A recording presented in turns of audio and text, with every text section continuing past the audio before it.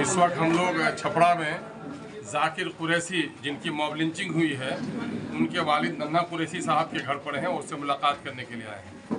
और ये सुनकर बड़ा अफसोस भी हुआ और सदमा भी हुआ है कि पूरे बिहार में इस वक्त माइनॉरिटी के लोगों को कहीं न कहीं निशाना बनाया जा रहा है।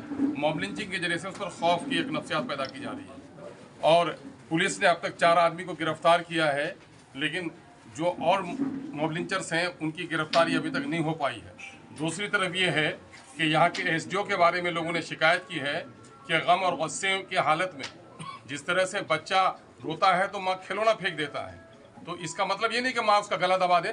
प्रशासन के लोगों की जिम्मेदारी होती है कि जिन लोगों का कत्ल हुआ है, खून हुआ है, जिनका जुल्म हुआ है, उनका आंसू पोंछे। ऐसे वक्त में गम और गुस्से में सड़कों पे टायर जलाना, ये तो राजनीतिक पार्टियों का तरीका रहा है, गम और गुस्सा इजहार करने का रहा है। उस पर आकर जिसने अभद्र गालियाँ उन्होंने दी हैं, एक अफसर के लिए, जैसा कि हम लोगों ने सुना है, एक अफसर के लिए कहीं से भी ये ज़ेबा नहीं है कि आम लोगों को इस तरह अभद्र गालियाँ दें। और ये भी हम लोगों ने सुना है कि मरने के बाद भी लाश को इंजेक्शन देने की कोशिश की जा रही थी, जबकि उसकी रूह फना हो गई थी। इस मामले पर दबाने की कोशिश न की जाए। हम लोग इंसाफ का मुतालबा करते हैं। और इस वक्त नीतीश कुमार की जो सरकार है, आप ये कहते हैं कि किसी को फंसाते नहीं हैं, किसी को बचाते नहीं हैं, जीरो हम करप्शन को और कम्युनिज्म को बढ़ने नहीं देंगे, तो ये जो क्राइम बढ़ता चला जा रहा है, आप क्यों इतने कमज़ोर हो गए हैं?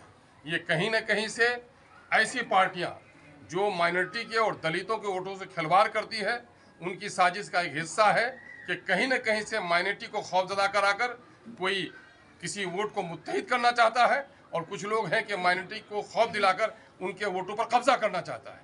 ये गहरी साजिश बिहार में चल रही है। इस साजिश का भी पर्दाफाश होना चाहिए और ऐसे लोगों के पीछे किन लोगों का हाथ है, उन तमाम तो लोगों की गिरफ्तारी होनी चाहिए। हम लोग इसका मुतालबा करते हैं।